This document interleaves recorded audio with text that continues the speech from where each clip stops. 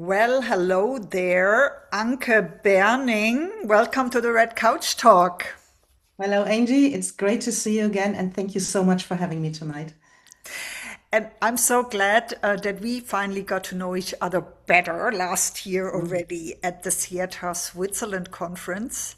Mhm. However, I just researched again. I have emails talking to you that are over 10 years old.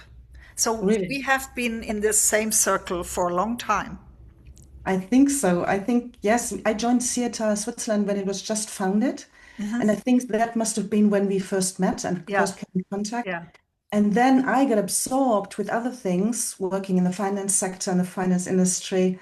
And I'm so glad that last year during the theatre conference we met again. So many pathways opened, and I enjoyed your workshop that you did at the conference. Really happy to connect with you again. Fantastic.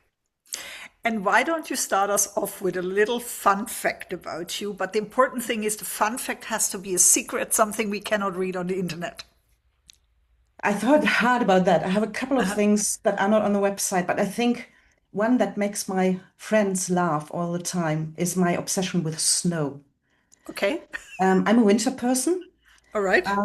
When I worked in Japan, I could kind of have a say where they wanted to send me. It was kind of a Japan national program. And I ticked all the boxes that would put me away from the equator as far as possible, like the Japanese Alps, Tohoku. And I got assigned to Hokkaido, which has snow from end of October until beginning of May. So that was great. And to cool, I hate summer. As soon as the thermometer gets over 30 degrees, I slow down, I get paralyzed. And last summer, we had some really, really hot days. To cool me down, don't laugh. My friends laugh, but I read books that have snow as a topic, like Snow Country or Scandinavian thrillers, because they're always set in snow. And I watched some Netflix series that were set in snow or in Iceland. In the That was ice. really brilliant. Really, really brilliant. Wow. And I think it's no surprise that I'm a skier. I love cross-country skiing. When I was younger, I loved ice skating, everything that's outdoor in the snow, the colder the better. So, So you're basically Elsa, the ice princess. you know what? I've never seen I've never You seen have that to movie. I see know. it. I'm really sorry. I missed that phase and my niece is growing up, but Now I that we're have to see it. talking about it, your Yeah. hair looks a little bit like her hair. The Oh, blue of the color of your shirt matches her outfit. So I would say have a look okay. at I've got this to see movie. that It's an movie. amazing movie, honestly. Okay, you put me on it. I will Yeah. take a Yeah. note and I have to see it. Yeah. It's a movie for women like you and me. Excellent. And it has snow in it. So And ice. I can watch it in July when it gets really hot. Excellent. Awesome. Yeah. And what is your deeper why? My deeper why, you know what? That developed over the years. Hmm. It didn't happen right away. I think when I started out in my career, I don't have a straight line. My career, if you look at it from bird's eye perspective, it went from here to there, this country, that country, different organizations. And I was more of a drifter at that time without having a clear direction. And that bothered me actually, because we grow up in a culture where, we're trained to start a career in a certain sector, to move up the career ladder in one specialty in a certain field. And I never did that. And I remember even at some stage, I got a family member said to me, "When do you start your career?" And by that time, I was 30 something, mid 30s. Uh-huh. And I took that really personal. I was like feeling very small. And I thought, oh, yeah, he's right. I don't have that money, or I didn't proceed in this straight line progression. And I made the mistake to think that this is the way that you have to do it, that you have to work hard, earn more money. That's no surprise that at that time I started in the wealth management sector in Switzerland. Yeah. And 10 years later, I was really, really unhappy. Not because the company, there was anything wrong with the company. I had a very good team. The Mhm. work was not uninteresting, but somehow I was not happy. Mhm. And only then I asked myself the question, what if there are other ways to define a career? And that's when I started to actually, I went to part-time in the wealth management company, Mhm. and I started to work in coaching Mhm. the other the other part-time. So I basically gave myself the allowance that I'm allowed to do two completely different things. But these two different things represent two sides of me. I'm Yeah. a very structured, rational thinking person. I have this analytical side, which was great for compliance, where I Uh-huh. worked in. And I have this creative, um, yeah, conceptual side as well, that when I did my coaching training and afterwards experimented with the different forms of coaching, I could really live out. And that kind of led to where I am today. Because I think also with the drifting part, seen from a distance, there is a red thread. And that was my role as being an intermediator between Yeah. cultures, between different groups of people. And Yeah. every job that I've held so far, whether Yeah. that was in Japan, in Belgium, in England, in Switzerland, or even in Germany when I was young, all of those jobs had an intercultural component in Mhm. it. And I How love it. how did you end up in the intercultural field? Was it because of that you felt like, oh, there is more, or that I'm already doing this intermediary work. Maybe I need to get an education. How did that happen? No, I think it was, this goes back to my childhood, actually. Uh-huh. I think I've always been interested in different things, in people who are different from us. Uh-huh. I remember very clearly, I think I must have been around 6, that for the first time in my life, as a 6-year-old, I heard somebody refer to somebody speaking English. I say, what is English? Oh, it's a different language. And then I said to my parents, but we are speaking the real language here, right? We're speaking German. And then they were laughing, and that's how it started. But I was really intrigued. I had my first pen friend with 13, visited her in England at the age of 15, and I studied Japanese at Düsseldorf University because I wanted to learn a new language. Uh-huh. I think that's a part of me since I was small. I've always had this interest to discovering different worlds. And my other subject, I studied German literature as a major. Oh, yeah. That has this element too, because reading is a world into different thinking, into different cultures. And I think that's what it started from there. And I got a scholarship for Tokyo when I was 23, spent a year there living with 5 Japanese girls in a shared accommodation. Wow. That was the best year of my life, really. It was brilliant. And I mean, after that year, I could speak fluently. Reading and writing is a different thing in Japan, but that year was just fantastic. And coming back, graduated, and then I worked in Sapporo. I don't think it was an accident. I've looked actively for those roles that had a bridging component in it. That's very fascinating what you're telling me here. And how did you then end up in wealth management? Was it because you thought, like in order to have a real career, I need to work where, you make I real guess it money? went, yeah, it had some element of that. Uh-huh. But I think it's one of those detours no, not a detour really, but one of those deviations in life. Um, I think it started because when I came out from Japan, I went to Brussels to work for an intercultural or like an export promotion campaign to Japan. Okay. And where I liked the job, great team, really interesting work, I'd never felt at home in Belgium. And that was part of my own fault because I never took the time to really in an intercultural sense to familiarize myself with that culture. I had a certain arrogance coming from Japan, say, hey, I know it all. I've lived in Japan, different language, really completely contrasting with from where I come from. Hey, you can send me anywhere. Then I go to Belgium and me thinking, oh, it's just on the border with Germany. It's easy. And I really experienced culture shock. Hmm. I was really, really unhappy in Belgium on the private side. And that's why I cut it. I cut the job off after 3 years and I went to England, Hmm. just because England had always been an interesting option for me. And basically, it was in England that I started working in the finance industry, working as an executive assistant to a private equity person at Morgan Stanley.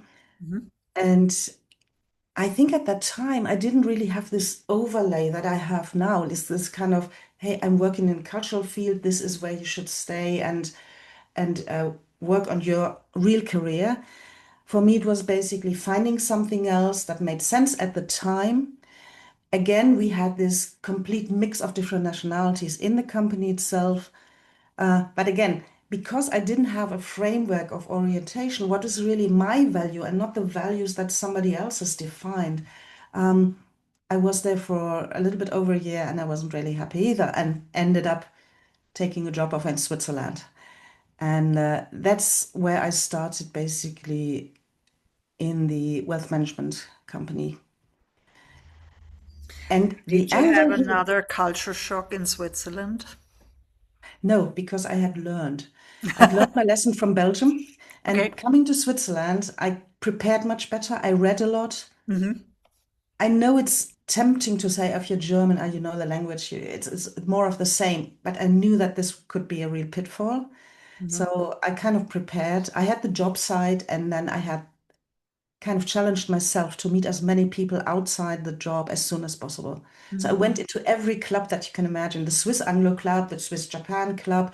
I went to some JETRO seminars, wherever I had some relations to America, some relations to England, whatever. And this is how I started to grow my circle. And I have to say, I was very, very lucky. I met great people. And as you probably, most of my friends have an intercultural background.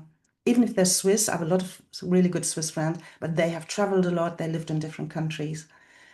And I think to come back to your question, why did I study wealth management? The challenging part was not necessarily the subject, the wealth management side, Hmm. but the cultural aspect. It was a small boutique kind of company with 11 staff at the time, so very, very small, but Hmm. all with from a different nationality. Hmm.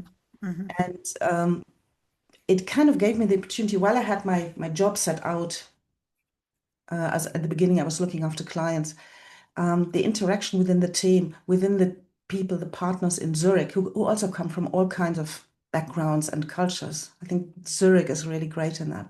I think that was the real lure for me to start Yeah. in that company. Yeah.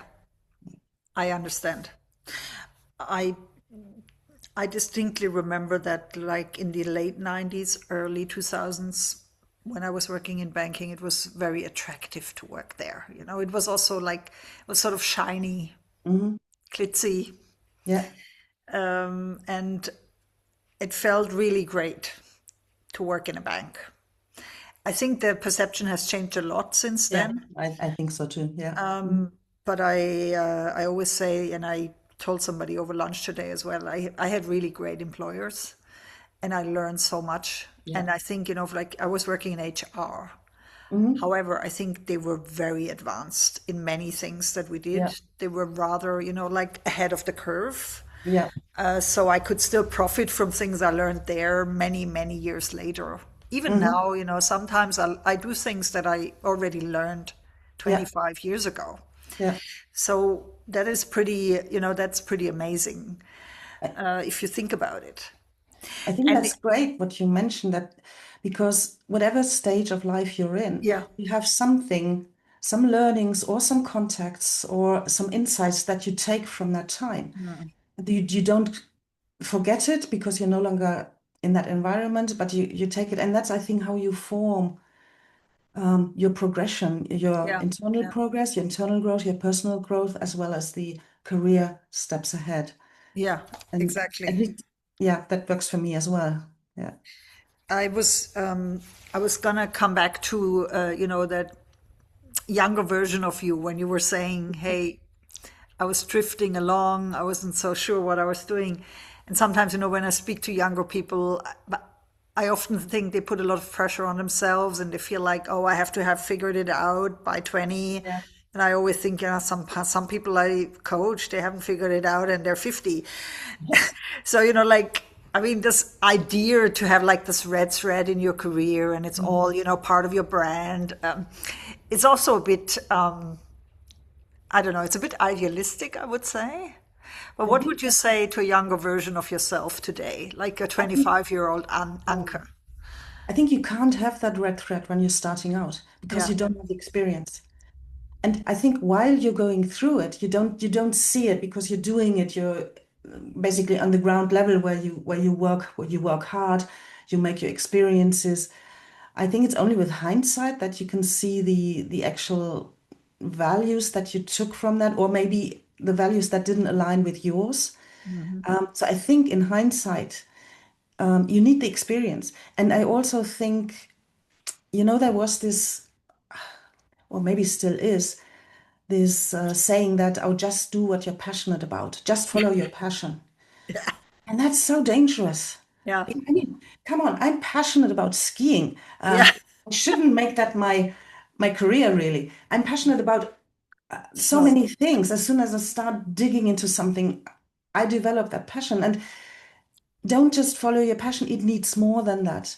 And then you have all these people who come straight out of university and say, I don't have a passion. I don't know what my passion is. And then they panic because what is my passion? And there are lots of offers out there in the coaching market, in the self-development sphere to find out what your passion is. And whereas there are good incentives, good ideas out there, I think also you can cultivate a passion. Unless you work in a field that's absolutely not yours. For example, in my case, that would be anything in the technical fields or in the life sciences, not my piece of cake. But in any other subject, that was close to my heart, I think I could have built a passion Mhm. over the years. So that And is probably one advice or one insight that I might pass on to people. and you mentioned also, Mm, sometimes you need to maybe understand a bit more about your values and where you're coming from. And in my experience, this takes like the second life phase, yes, until yes, you really get that clarity, yeah, what is really important to yeah. you. It, Like for me, for example, I was never really that money driven. mhm, But I was more like intrinsically motivated and yes, interested in people. So yeah, for me, like everything, like what people do and why they do things, and mhm, how you motivate people to do something or not motivate them to do something, how you train people, how you help people develop their potential, and then how do you collaborate across yeah, cultures. So this was more like, what really got me excited. yeah, Maybe not so much, how much money I made. But I feel like this needs a lot of self exploration and depth, and maybe also some life experiences yeah. before you can actually get to that space where Yes, I'm this is definitely becoming with you on important. that. Yes. Yeah. And you actually voiced it. I think I'm working today now as an life and business coach with an intercultural background. Mhm.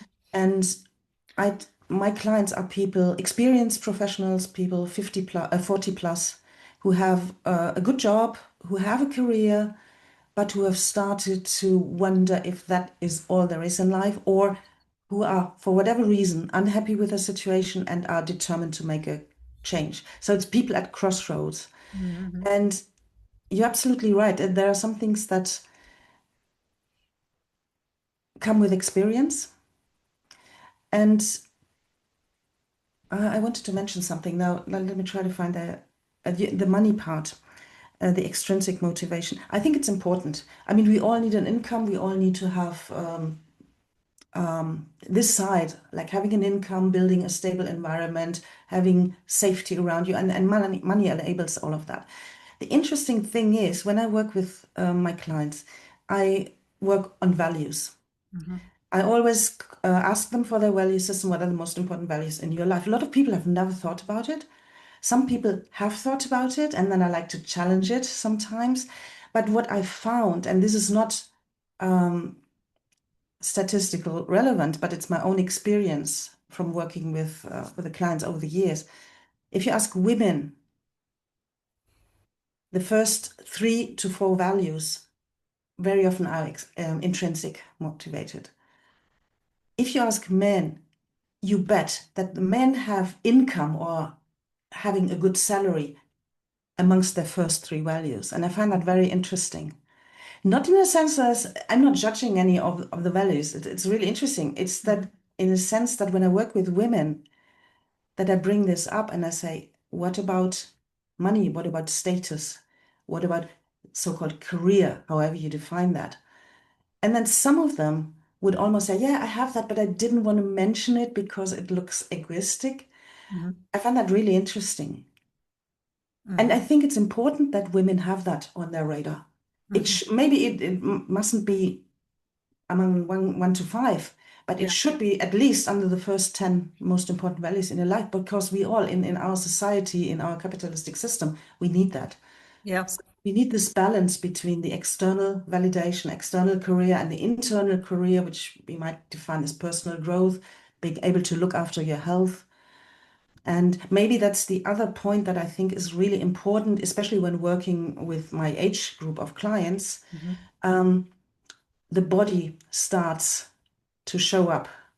hmm, If you're young, you can do everything. You work nights through, you party hard, you play hard, work hard, play hard, and so on.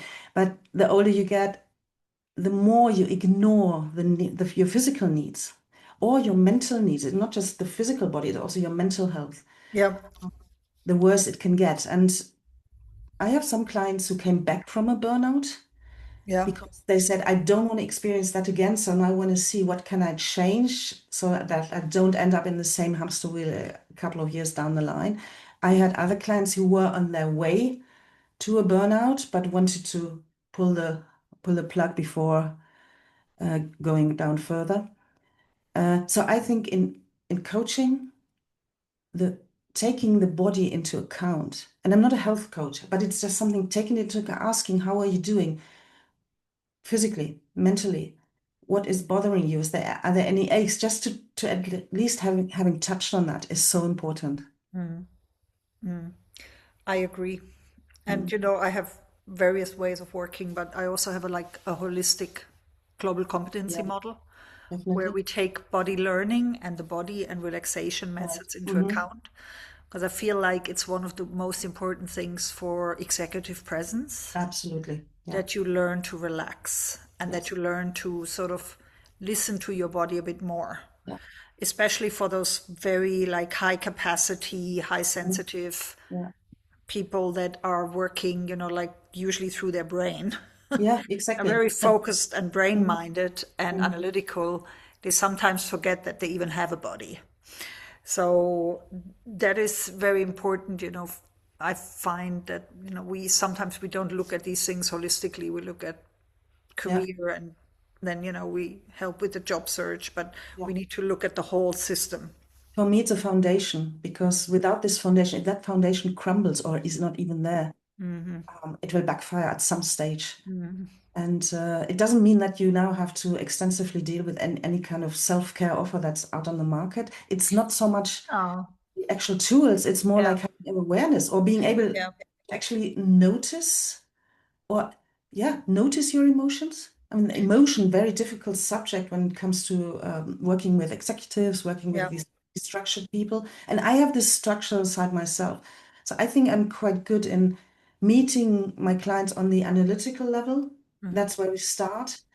And then over the progress of coaching, maybe, or the sessions, if it plays a role, we will inevitably touch on more emotional issues without drifting into esoteric subjects. Yeah, yeah, yeah, yeah. Yeah, It's a very that's a different sensitive story. subject, but you can't do without. And even in nowadays, I mean, neuroscience is coming up with um, new findings, new developments every time. I find it fascinating what can be seen, how interculturally you can look into people's brains.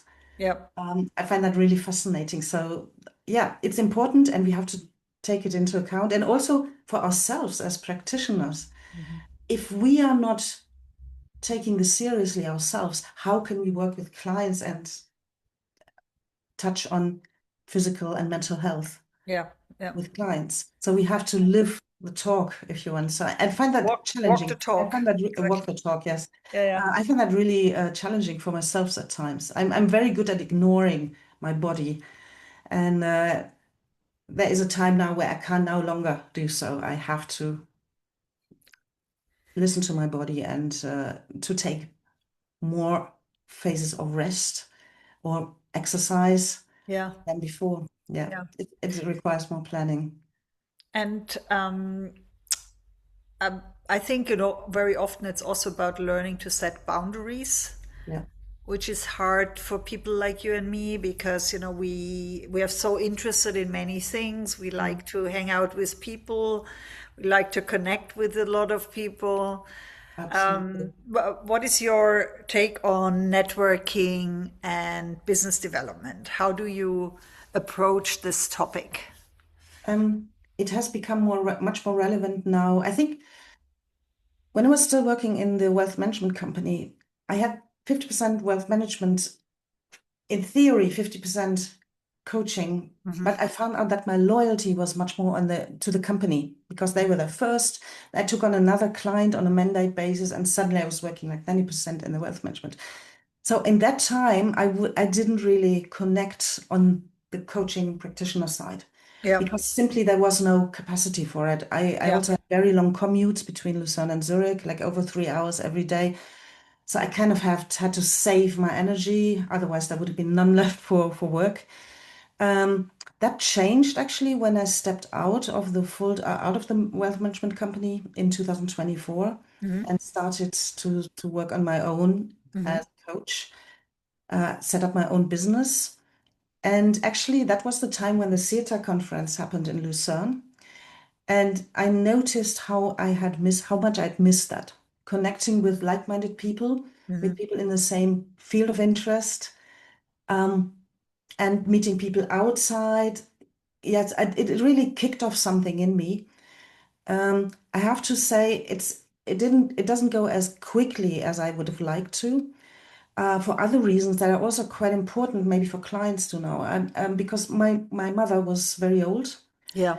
She got very poor and sick, and I had to commute back and forth between Germany and Switzerland for a couple of months during the year, and that took a lot of energy as well. And that's also what a lot of my clients are. They're sandwiched in these positions between their job, between aging parents and maybe young children. And that's a very common constellation, and that takes away so much energy. And I got that energy back probably after the Ceuta conference and having more time to really now work on my business. And I've worked with Mustafa, who you also interviewed in another Red Coach Talk, to actually now bring my SEO setup into a working order because Awesome. before I Yeah. wasn't really found on Google, Yeah. the topics. I will revamp my newsletter that I had a couple of years back, but I'm bringing that back now. And I'm just going out more. Yeah. Fantastic. I'm starting to like this. I mean, I'm talking to you now. I will talk. I've been invited to give a talk on AI because that's another passion of mine Uh-huh. to see where we as coaches, as practitioners, how can we use AI in a responsible way to help us with our business Yeah. and to help our clients for the benefit of our clients. Yeah. So I think it's an ongoing journey. It's definitely the challenge to market myself, to present myself to the outside world because I haven't done that before as I should have done or could have done. But I think sometimes there's time for everything, and I think networking is a crucial part of that. Yeah. And also, as we know, it's a lot of our recommendations, referrals, and having people in your corner Yeah, that also remember you and, like having good partners, actually, affiliates, or people who would recommend you for right. certain topics that maybe Yeah. you feel like this is not, it's a bit out of my depth or it's not something I really want to do. Hmm. And yeah, having those conversations with colleagues as well that, bring you back into your energy. All of this is Absolutely. so important. Yeah. And also, Angie, actually, you're kind of a role model for me. Oh, come on. Yeah, no, Really? because you're advanced on the kind of connectivity side. You've been on your own with your own business for much longer, and there are a lot of things that I can take on for you. I mean, connecting people. I know I can connect people, but I haven't gone out yet to do this in the way that I should. Also, I'm coaching predominantly one-to-one in the moment, which is Yeah. great. I get referrals from previous clients from I work as a senior consultant for a psychological coaching practice, previously in Zurich, but now they moved. to another canton. I'm still in touch with them. So I have also like this kind of peer review opportunity with them. Uh-huh. So I get referrals from that, but that's not really a backbone of a business. So this is, I'm quite open about that. I'm building up the business side and the marketing side of my business as we speak, as we're going. Yeah, The yeah, coaching side is a different thing. I've done that for yeah, over 10 years. yeah, I'm very confident on the coaching part and yeah. being able to help my clients. That's another thing. But actually to stand up and say, hey, this is what I'm doing now here on video, great. That is a challenge for me, I have to admit. And you've done that for a longer time. You're very good at connecting people. It's just also, practice. A lot of it is practice. Well, one of my favorite sayings from Tiagi, which I'm sure you know, Yeah. is Yes. we build the plane as we fly it.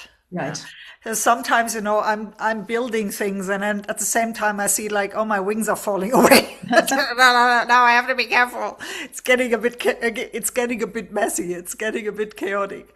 But I think I find that so exciting about having your own business, I love that. It's and being so, being able to be creative and absolutely. Yeah. developing things. Yeah. And having a kind of skill set on the side that I've used. I mean, before becoming a coach, I worked as an intercultural trainer, but that was more like on the hobby side. I worked Yeah. for bigger companies.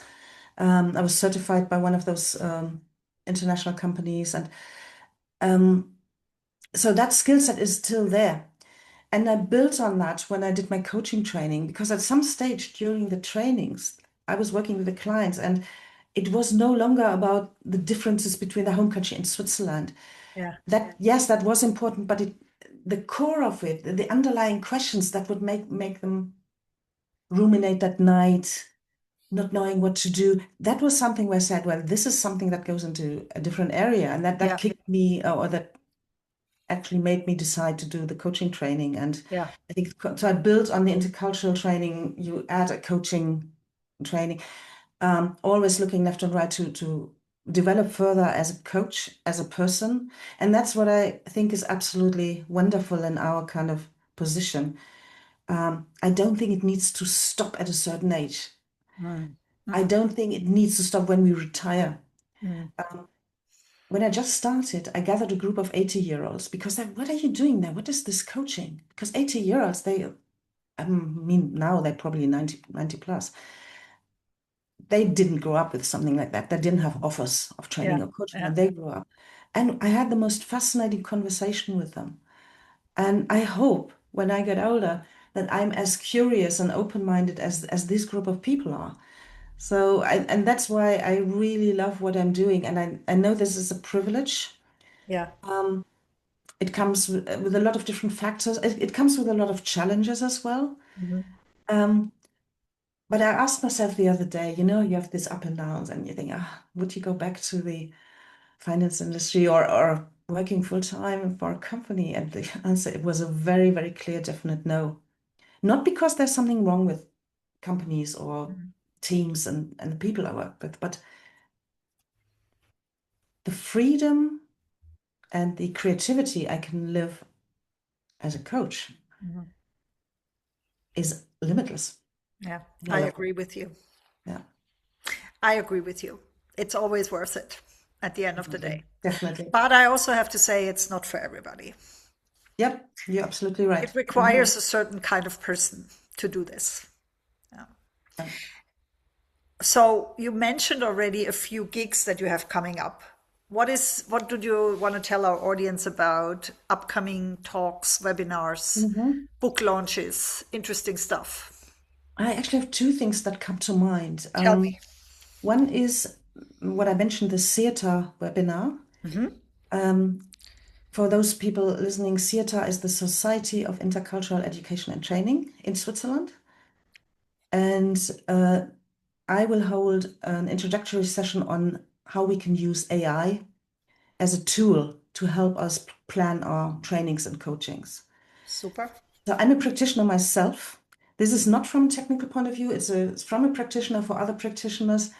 Um, I did a lot of training on AI in the last year, Uh-huh. and this webinar actually is taking place on the 22nd of April.